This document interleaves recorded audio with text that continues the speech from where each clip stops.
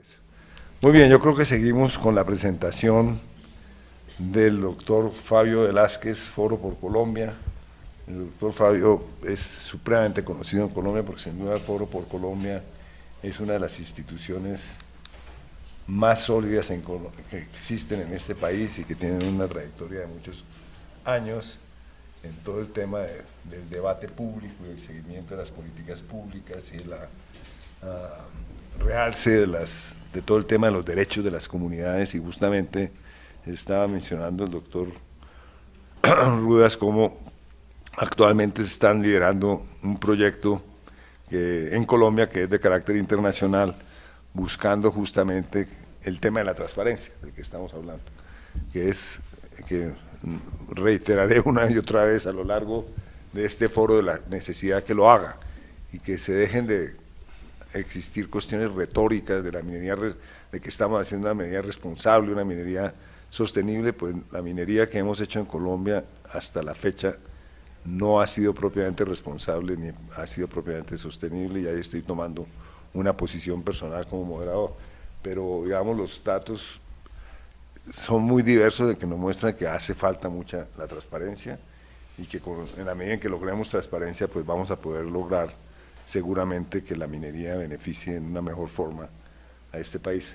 Muy bien, doctor Velázquez, adelante. Bueno, muchas gracias, muy buenos días. En primer lugar, un agradecimiento para el Foro Nacional Ambiental, para FESCOL, para los organizadores de este evento, para los colegas de mesa y en particular por la presentación del doctor Manuel Rodríguez, y gracias a ustedes también por venir a este debate que espero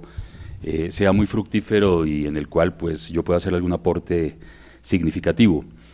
Yo quiero referirme a dos temas aparentemente distintos ligados al tema del carbón, pero que voy a tratar de unirlos al final con una hipótesis. Es el tema del conflicto, de la violencia colectiva en torno a la gran explotación del carbón y, en segundo lugar, el tema de la pequeña minería del carbón. Son, digamos, lógicas bastante distintas en el espacio y en el tiempo y en las modalidades en los efectos que tienen sobre la población, pero que en última instancia, como trataré de sugerirlo apenas, tienen puntos en comunes que me parece son importantes en el marco del debate que estamos haciendo. El documento de Guillermo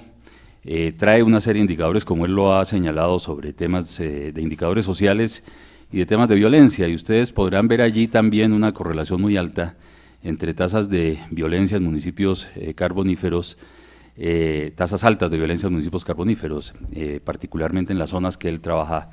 en La Guajira y en el Cesar. Y a mí me parece que ese es un señalamiento muy importante para tratar de plantear, para avanzar un poco en la reflexión acerca de qué es lo que está pasando allí y cómo se ha configurado una situación que no es exclusivamente responsable de la minería, y en eso estoy totalmente de acuerdo con él, sino que proviene de causas múltiples, pero en un contexto en el que la minería genera nuevos fenómenos, y ese es un poco el tema que yo quiero trabajar. En un estudio que hicimos, que terminamos hace 5 años en Foro, con el apoyo de la GIZ, estuvimos trabajando las estrategias de los actores armados con respecto a la gestión pública municipal. Hicimos un estudio de 18 municipios en todo el país, en donde analizamos a fondo cuáles eran las estrategias de los actores armados, entendiendo por estos todas las organizaciones que usaban armas de manera ilegal para obtener beneficios o para obtener objetivos específicos. Ahí cabían narcotraficantes, Baquerim, autodefensas, guerrillas, grupos y bandas armadas organizadas que están en el territorio y que pretendían mantener o tener una influencia sobre los gobiernos municipales y departamentales. Nosotros en ese estudio hicimos unos hallazgos muy interesantes sobre esas estrategias, que son básicamente estrategias de control. Control muy diversificado en distintos escenarios. Control territorial en primera instancia, porque se trata de grupos que estaban confrontándose, particularmente los grupos de autodefensa y las guerrillas, y el control territorial era muy importante para establecer, digamos, un manejo de los flujos de información, de los flujos de personas y de los flujos de mercancía en el territorio. Entonces, digamos, la entrada al territorio era por la vía militar, de controlarlo, para poder tener, digamos, una hegemonía sobre el territorio que les permitiera avanzar en otras dinámicas. Por ejemplo, en un control económico, de tal manera que las actividades económicas territoriales locales hicieran parte de un proyecto propio de acumulación de capital de beneficio propio. Es decir, los grupos armados no solamente visualizan territorio desde una óptica militar, sino que la visualizan también desde una óptica económica y de acumulación de capital, con proyectos económicos muy ligados a la tierra, llámese agroindustria, llámese minería o llámese cultivos ilícitos.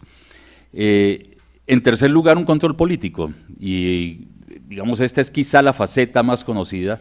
aparte, digamos, de la propia confrontación militar, la faceta más conocida del tema a raíz de todo el tema de la parapolítica en Colombia, es decir, el nexo que había entre grupos armados ilegales y autoridades públicas, sobre todo a nivel municipal y territorial, para establecer una especie de alianzas explícitas o implícitas de mutua conveniencia para la apropiación de rentas públicas y para tener las condiciones políticas que permitieran la actuación de los actores armados en el control territorial y en el control económico. Y finalmente una estrategia que apenas quedó sugerida como hipótesis en el libro, pero que nos parece de la mayor importancia, y es lo que podamos llamar un control social. Es decir, la intención de los grupos armados no solamente de tener una hegemonía política y de, por la vía de las armas,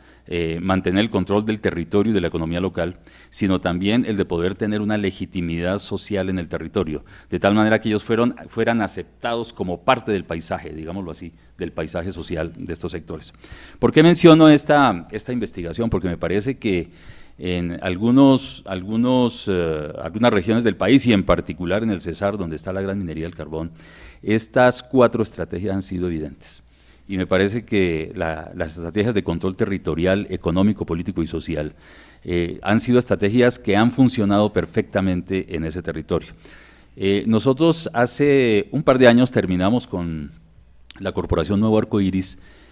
con el apoyo de la Fundación Avina, un estudio sobre conflicto y minería en Colombia a través de 2 estudios de caso, uno de pequeña minería del oro en el norte del Cauca, en el municipio de Suárez, y otro justamente de gran minería del carbón en La Jagua de Ibirico. La Jagua ha sido súper estudiada, yo creo que es de los municipios más estudiados en todo el país, y yo creo que la gente debe estar aburrida de que la lleguen allá personas y académicos, gente de ONGs, grupos internacionales a estudiar lo que pasa en La Jagua de Ibirico. Creo que es de los municipios más diagnosticados. Pero es interesante ver allí, digamos, la ocurrencia de una serie de fenómenos por los cuales se explica lo que Guillermo muestra muy bien con los indicadores de violencia y desplazamiento. Digamos que el tema del conflicto en esta zona es un tema anterior a la minería.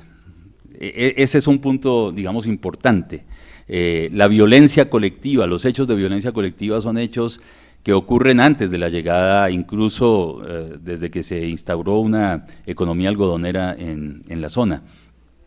Y lo interesante de este asunto es que desde los años 80 ya hay una dinámica de confrontación social y política muy fuerte, no solamente las élites políticas de la zona que se disputan el poder económico y político local y regional, sino también los grupos guerrilleros que comienzan a organizar la gente y a generar una serie de dinámicas en los años 80, sobre todo en torno a la recuperación de tierras. Esa dinámica de recuperación de tierras, digamos, comienza a tomar otro tono cuando llegan las mineras, exactamente cuando llega la gran producción minera, y entonces en los años 90 el ELN en particular comienza a ejercer una presión muy fuerte sobre las mineras para que hagan inversión social, para que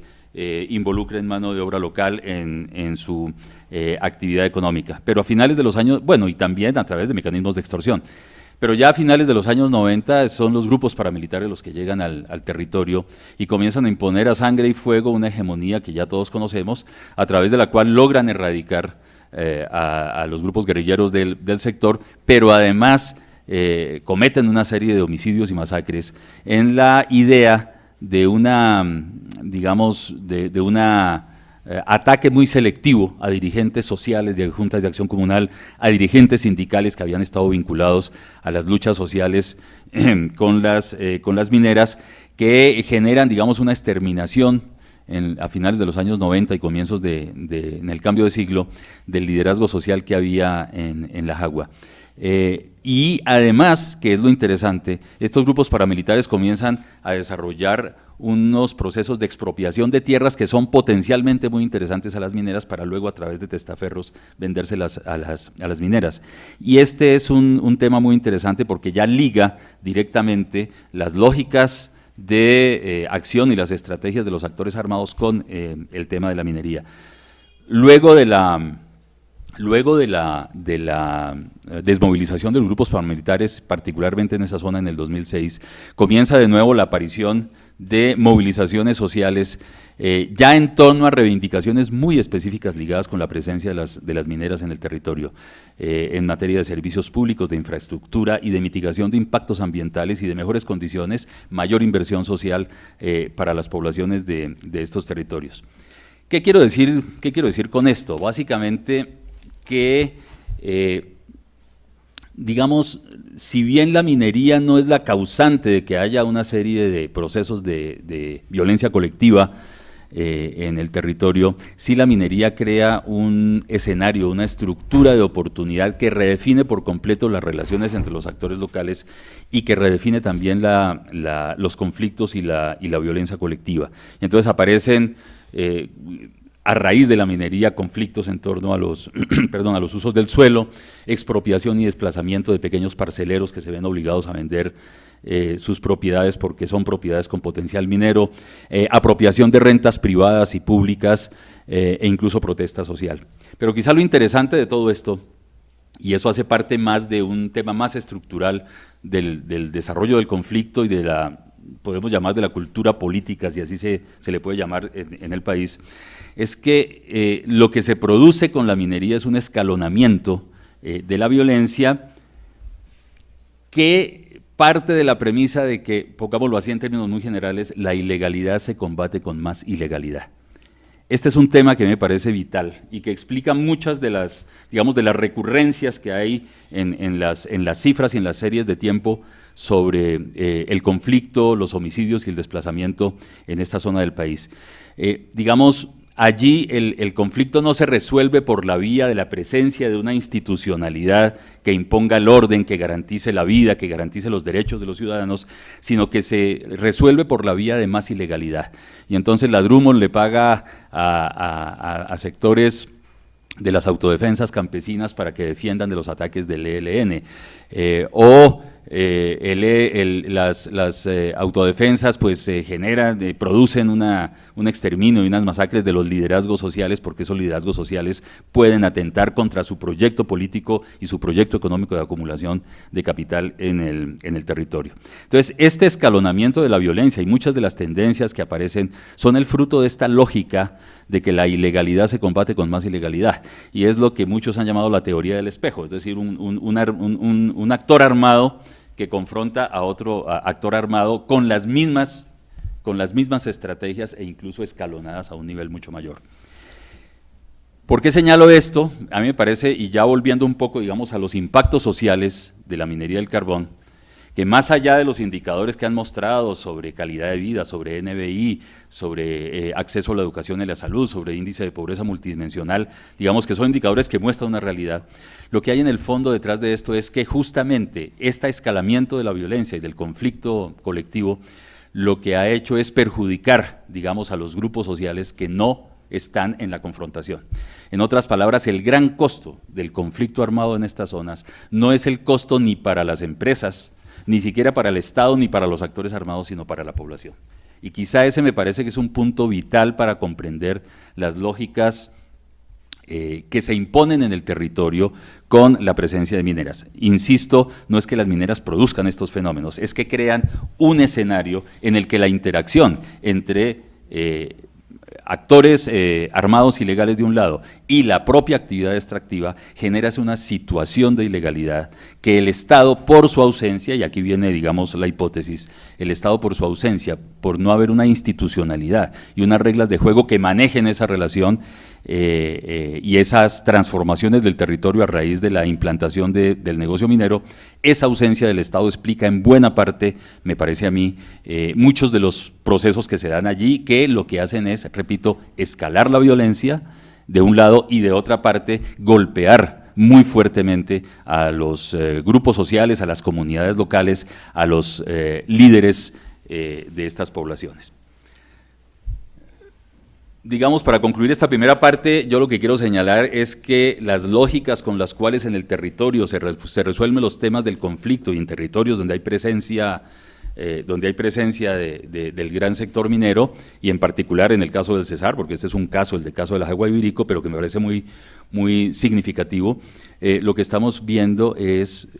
un fenómeno que se ahonda, que se profundiza por la ausencia de una institucionalidad estatal que sea capaz de resolver por la vía de los derechos, por la vía del Estado Social de Derecho, una situación que los propios actores ilegales y algunos legales se encargan de resolver por vías ilegales. El otro tema al que me quiero referir rápidamente es el tema de la pequeña minería. Confieso que me sorprende de alguna manera la ausencia de referencias de la doctora Cadena al tema de la pequeña minería en Colombia. Y de la pequeña minería del carbón. Y es preocupante porque yo creo que es un sector invisibilizado por completo. Y yo diría hoy, quizá no en el carbón, en términos de producción, entre el 10 y el 15% está en manos de minería artesanal, pequeña y mediana minería, el resto lo produce la minería a gran escala. Pero en otras explotaciones mineras, llámese oro, plata, fundamentalmente, y otros nuevos metales estratégicos, allí la producción pequeña y mediana en ciertas zonas del país es muy importante. Y yo creo que hoy tenemos un inmenso desconocimiento de lo que pasa en esa caja negra de la pequeña, la mediana minería. Otros la llaman minería informal, a otros la confunden con la minería ilegal, etc. Hay allí una fenomenología muy compleja que no conocemos, y ese es el primer dato que quiero señalar. Tenemos muy poco conocimiento de lo que pasa en ese sector que tiene otra lógica totalmente distinta a la de la minería en gran escala. Y a veces en el país un poco se confunde el debate de la minería con el debate de la minería a gran escala. Y no sabemos qué es lo que está pasando, digamos, en aquellas zonas donde el dominio, por ejemplo Chocó, por ejemplo norte del Cauca, por ejemplo Cundinamarca y Boyacá, donde hay una presencia muy importante de pequeña minería con una serie de implicaciones sociales y económicas que no deberían ser invisibilizadas como lo son hasta ahora.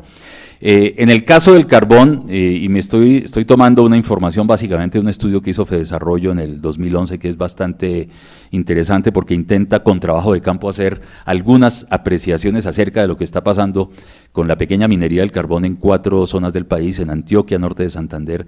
Boyacá y Cundinamarca. A mí me parece que,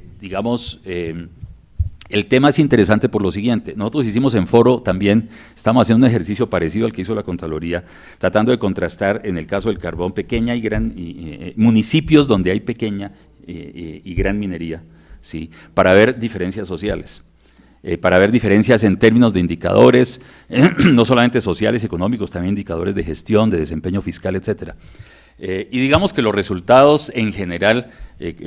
son muy consistentes con lo que ya los informes de la Contraloría nos han mostrado. Pero hay un detalle que me parece muy interesante, y es que si uno compara pequeña minería y minería a gran escala en términos de los indicadores en esos municipios, el peor escenario lo encuentra uno en el de la pequeña minería. Entonces, no en todos los indicadores, pero sí en la mayoría de indicadores sociales. Y ese me parece que es un tema que hay que comenzar a pensar. Es decir, en materia de rezago escolar, de trabajo infantil, del empleo informal que hay en estos sectores, de la ilegalidad, e incluso en indicadores, por ejemplo, de inversión per cápita o indicadores de ingreso tributario en los municipios, uno comienza a tener preocupaciones acerca de los bajos indicadores que hay entre la pequeña minería y la gran minería. Esto lo digo simplemente para proponer la idea de que pensemos el tema de la pequeña minería también como un sector que hay que explorar, por varias razones, no solamente desde el punto de vista macroeconómico, de sus aportes o no, y de las lógicas empresariales, por ejemplo, que existen en este sector,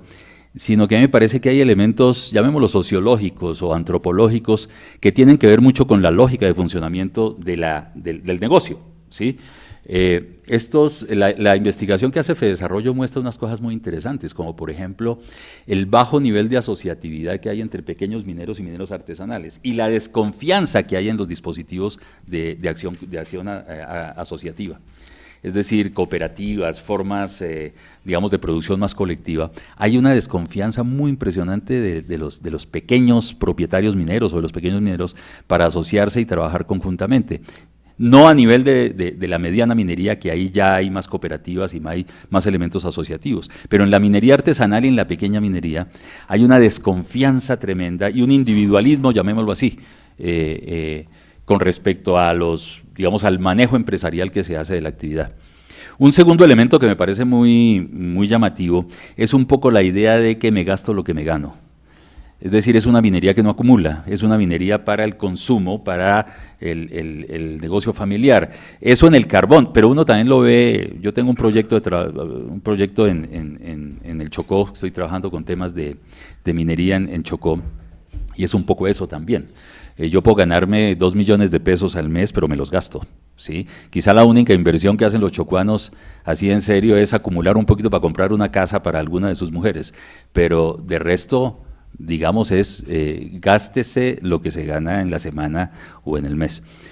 Y una tercera cosa que me parece también muy interesante desde el punto de vista cultural, y es, digamos, la resistencia a abandonar la minería como actividad económica y retornar a otras actividades productivas de las que en algunos casos provinieron. Estamos ahorita haciendo eso no tiene que ver con el carbón, pero digamos se puede aplicar por analogía. Tenemos un pequeño proyecto en el municipio de California y de Betas en Santurbán, trabajando con los pequeños mineros. Y hemos querido plantearle la idea de una diversificación económica y de una actividad distinta a la minería como fuente de generación de ingresos para muchas familias que hoy ya prácticamente no tienen la forma, y ahora menos con todo este debate acerca del páramo de Santurbán, no tienen forma de generar ingresos propios. Y la gente dice, preferimos ser empleados de las grandes empresas que volver a la agricultura. Ese es un tema bastante interesante, es decir, ¿qué política de diversificación económica se puede implantar cuando los propios actores económicos ven a la minería como, digamos, y quizás sea un tema coyuntural, pero ven a la minería como la gran salvación? Y obviamente hay, digamos, costos de oportunidad evidentes. En la agricultura me gano el salario mínimo, en la minería me gano el doble, ¿sí? Como independiente o como empleado. Y eso obviamente hace que la gente no vea el regreso a la agricultura o involucrarse en otras dinámicas para las cuales el territorio tiene alguna vocación. Pero bajo la creencia de que la minería será eterna. Es decir, que esa es la fuente final de ingresos al futuro, no solamente para ellos, sino para sus hijos y para sus nietos. Y por lo tanto, pues no hay ni el menor asomo de posibilidad de que esta gente pueda pensar en algo distinto a la minería. Hay una serie de restricciones económicas, sociales, coloco aquí he puesto aquí estas de orden más cultural, de orden más antropológico, porque me parecen interesantes, porque es que las políticas públicas no pueden inspirarse solamente en datos macroeconómicos, sino que tienen que inspirarse también un poquito en lo que piensa la gente y en lo que hace la gente y la manera como la cosmovisión y el imaginario que está construyendo la gente de su propia existencia como actor económico. Y a mí me parece que hay en la pequeña minería, digamos, una serie de lógicas que será muy interesante seguir estudiando para poder entender que allí, digamos, muchas de las consecuencias sociales tienen que ver con la misma concepción que los actores económicos tienen de su propia condición. Pero muchas de las restricciones que uno ve también, no solamente en el propio negocio, en la propia actividad empresarial de los pequeños mineros y mineros artesanales, sino también de las condiciones de vida de su entorno en los municipios, también tienen que ver con una ausencia total del Estado en la generación de reglas y de una institucionalidad que esté en favor de la protección de los derechos, es decir, que aplique el principio del Estado Social de Derecho. Y aquí conecto los dos temas. Digamos, por la lógica del conflicto, o por la lógica de las condiciones sociales y empresariales de los pequeños mineros, lo que estamos viendo en común es una ausencia de reglas e instituciones gubernamentales para el diseño de una política y de una acción estatal que proteja los derechos de la gente. Y me parece a mí que ese es un punto crucial digamos, de esta dinámica del desarrollo del sector y que cabe perfectamente para el carbón, pero no exclusivamente para la actividad del carbón. ¿Cuáles son los temas? Y me parece también interesante y afortunado lo que planteó hoy la doctora Ángela Cadena, porque hay temas que hemos venido planteando desde hace ya años y que hasta el momento el gobierno no escuchaba, ni digamos, no ponía ninguna atención para poder implementar políticas de ese tenor. Uno, el de la desarticulación institucional. Ella lo reconoce como problema, hay que trabajarlo como solución. En estos días, en un evento que hubo en la Universidad Javeriana, donde estaba el doctor Manuel Rodríguez, sobre minería y violencia, el ministro planteó cosas interesantes que me parece están mostrando nuevas formas de entenderse el ministro de Minas, la cartera de Minas y la cartera de Medio Ambiente. El ministro decía, no vamos a tomar ninguna decisión minera que no esté avalada por el sector ambiental. Eso hace un año no se oía, al contrario. Antes, hace un año era un ping-pong entre el ministro del Ministerio de Minas y el Ministerio de Medio Ambiente sobre decisiones específicas. A mí eso me parece fundamental. Dos, escuchar que el ordenamiento minero, el ordenamiento territorial es un antecedente del ordenamiento minero, me parece una tesis que incluso va en contra del decreto 934, que dice todo lo contrario. En el considerando el decreto dice es que el ordenamiento minero es independientemente y no subordinado al ordenamiento territorial. Si eso ustedes lo ponen en cualquier otro país, incluso América Latina, eso es un exabrupto. ¿Sí? Perú, ¿qué es lo que hace Perú? Perú tiene todo un sistema de zonificación económica y ecológica antes de tomar decisiones de tipo minero. Entonces me parece que plantear que el ordenamiento minero tiene que ver con el ordenamiento territorial es un avance, pero kilométrico, sustancial, meteórico, diría yo, en el lenguaje del Estado hoy día. Me parece que plantear el tema de los gobiernos locales como actores importantes de las decisiones en minería y del manejo y la regulación de la minería es también un salto, pero inmenso, desde el punto de vista de la narrativa y del lenguaje que ha manejado el gobierno durante mucho tiempo, según el cual los municipios son más bien un estorbo y no tienen nada que ver con las decisiones mineras porque ellos manejan el suelo pero no el subsuelo es del Estado. Y no ha habido mecanismos de concertación entre decisiones nacionales y decisiones territoriales que vayan en beneficio del territorio y por lo tanto de su población. A mí me parece que hay esos temas, el del ordenamiento territorial y ordenamiento minero, el tema de las relaciones intergubernamentales y las competencias de los distintos niveles de la administración pública para el manejo de la minería, el tema de las articulaciones interinstitucionales. Falta hablar mucho del tema de la participación ciudadana y no solo de la consulta previa, sino de la participación ciudadana en el manejo del sector. Me parece que, digamos, son buenos augurios los que uno alcanza a prever con los planteamientos que se están haciendo, que por lo menos hace la doctora Cadena, porque ya, como decía Guillermo, de manera muy acertada, por lo menos están reconociendo que los problemas son problemas y que por lo tanto hay que enfrentarlos. Y yo creo que hoy hay una necesidad, y esa debe ser una reivindicación no solamente política, sino social, de una mayor y mejor disposición del Estado y de la institucionalidad estatal para el manejo de la minería. Yo creo que no basta con decir que simplemente Colombia va a ser un país minero, porque eso tiene muchos significados y ese planteamiento de Colombia país minero puede ser incluso contrario a los intereses del propio país desde el punto de vista social y ambiental. Por eso me parece que el planteamiento sobre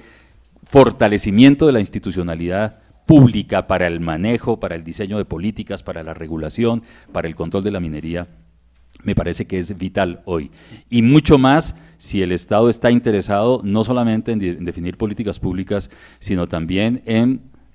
profundizar los estudios para conocer mejor el sector. Y lo digo de nuevo por el tema de la pequeña minería en todos los metales y la producción minera no metálica, porque me parece que ahí hay una caja negra que debemos conocer a futuro para poder diseñar mejores políticas públicas. Muchas gracias.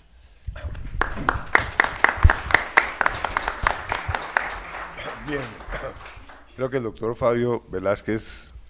ha planteado hoy lo que es para muchos de quienes observamos la minería la pregunta más fundamental en Colombia hoy en día, que es, ¿ha exacerbado o no la minería el conflicto armado en Colombia? Y el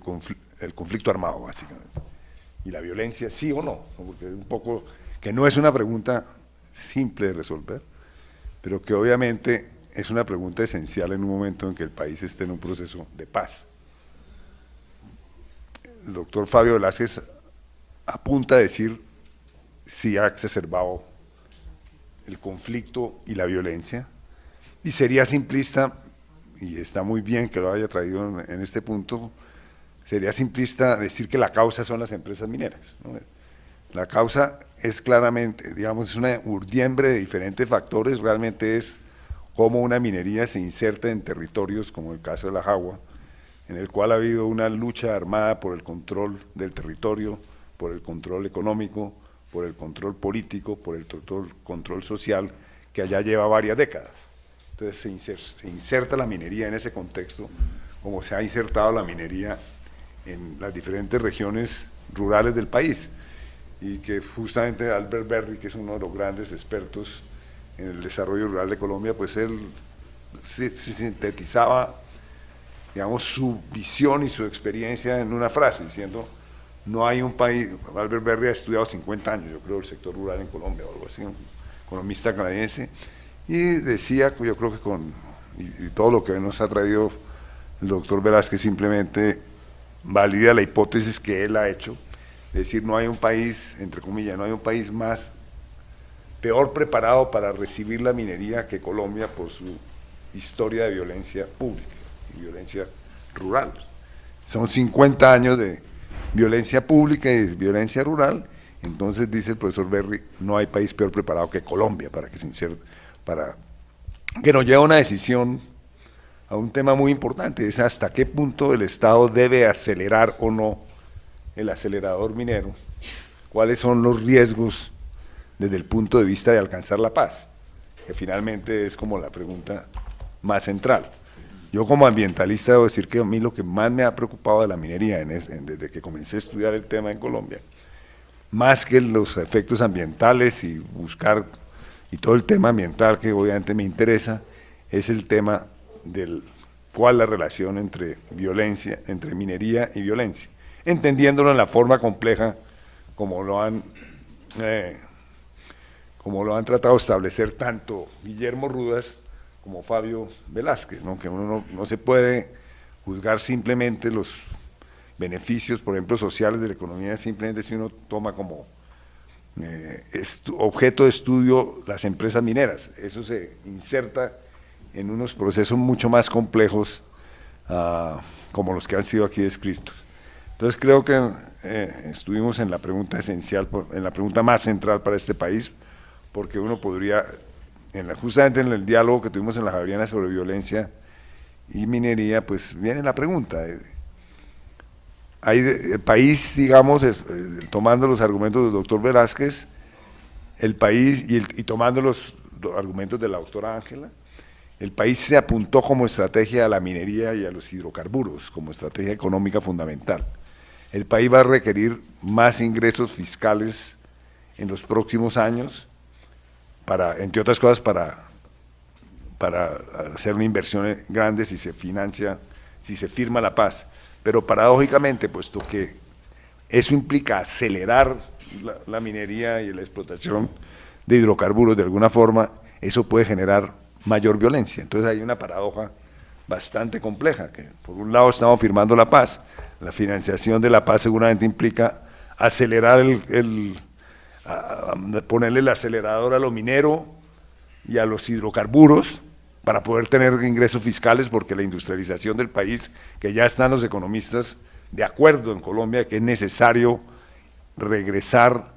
o activar la industria manufacturera de bienes y servicios, y industria de bienes y servicios, y sobre todo la industria manufacturera, la de bienes en Colombia, y también obviamente el sector agropecuario, pero que eso va a tomar muchos años. Entonces, mientras tanto, los recursos van a venir fiscales van a venir de la minería y los hidrocarburos, y si se acelera ese proceso, estamos atrapados en la gran paradoja de que aumentamos e incrementamos la violencia. Esas eran las observaciones que se hacía en la Universidad Javeriana. Muy bien.